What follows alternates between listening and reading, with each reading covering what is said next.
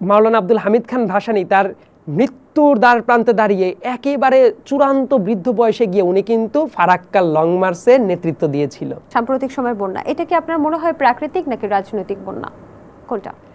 আমি আমার লয়ের একটা কোর্সই কিন্তু থাকে, এনভায়রনমেন্টাল ল পড়তে হয়, একই সাথে মাস্টার্সে মানে এলএলএম করার টাইমে ওপেন ক্রেডিটে কোর্স নেওয়া যায়। আমার ইন্টারন্যাশনাল এনভায়রনমেন্টাল ল আমার নিজের সাবজেক্ট ছিল এবং ইন্টারেস্টিংলি এই সাবজেক্টটা পড়াতো আসিফ নজরুল স্যার।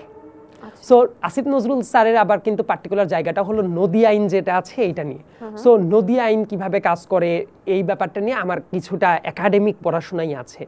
সো এই বন্যায় যেমন প্রাকৃতিক ব্যাপারটাও ছিল, অ্যাট দ্য সেম টাইম আমাদের নদী ব্যবস্থাপনা নিয়ে আমাদের পাশের দেশটা যে ধরনের অনাচার চলে চুক্তির দিক থেকে এবং যেভাবে আমাদের পর কন্ট্রোলিং মেকানিজম চালায়, আমাদের দেশের কূটনীতিটা বিগত 15-16 বছরে যে নতজানু অবস্থায় ছিল, তাতে করে এই বন্যাটাকে আমি পিওরলি প্রাকৃতিক বন্যা বলি না, এই বন্যাটাকে আমি বলি রাজনৈতিক বন্যা হিসেবেও আমি এইটাকে কোট করতে চাই। আপনি যে পানি বন্টন চুক্তির কথা বললেন, এই যে পানি বন্টন চুক্তিটা আমাদের পার্শ্ববর্তী দেশ ভারতের সাথে, আমরা কিভাবে আসলে বাধ্য করতে পারি যে এটা হওয়ার জন্য যেন এটা ত্বরান্বিত হয়? কারণ এই চুক্তিটা থাকলে কিন্তু এই যে এইভাবে অবাধে যখন তখন পূর্ব সতর্কতা ছাড়া বাঁধ খুলে দেয়া এই বিষয়গুলো হতো না, তাই না?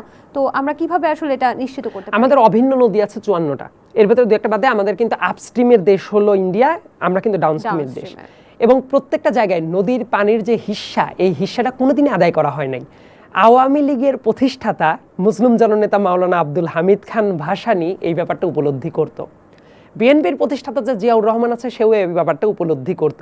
মনে আছে মাওলানা আব্দুল হামিদ খান ভাসানী তার মৃত্যুর দ্বার প্রান্তে দাঁড়িয়ে একেবারে চূড়ান্ত বৃদ্ধ বয়সে গিয়ে উনি কিন্তু ফারাক্কা লং মার্চের নেতৃত্ব দিয়েছিল। এবং ভারত যেটা করেছে, এই যে প্রত্যেকটা জায়গায় বাদ দেওয়া থেকে শুরু করে যা যা করেছে, এই কাজটা আমরা নিয়ন্ত্রণ করতে পারতাম আমরা যদি ইন্টারন্যাশনাল যে কনভেনশনগুলো আছেন পানির হিস্সা নিয়ে, সেগুলো আমরা পার্টি স্টেট হইতে পারতাম। আমরা তো সেই দিকে কখনো আগাই নাই। এবং ওই যে চুক্তিগুলো করা হয়, এই চুক্তিগুলো কতটা ডিসক্রিমিনেটরি ছিল, এই ব্যাপারগুলো পাবলিক স্পেয়ারে কখনো আলোচনাও হয় নাই। এখন এটা সমাধানটা কি? আমরা পানি বন্টন চুক্তিটা কিভাবে করতে পারি পার্শ্ববর্তী দেশ ভারতের সাথে? এটা কিন্তু একটা চুক্তি না, অনেকগুলা চুক্তি আছে এবং অনেকগুলা মানে মিউচুয়াল নেগোসিয়েশনেরও ব্যাপার আছে। সো আমি কি চাই জানেন, বাংলাদেশের পররাষ্ট্রনীতি এমন হোক তাদেরকে দায়বদ্ধতার আন্ডারে নিয়ে আসতে হবে। তারা যেসব অপকর্ম করবে আমরা যাতে ভয়েস রেজ করতে পারি, এবং ইন্টারন্যাশনাল ফোরামে যেগুলো আছে আমাদের উচিত সবগুলারই মেম্বার হওয়া, যাতে করে আমাদের অভিযোগ দায়ের করার একটা পারফেক্ট ফোরামটা থাকে। এবং তারা যে দাদাগিরি করে বেড়াবে আমরা যে সেটা সহ্য করব, এই জায়গাটা হওয়া উচিত না।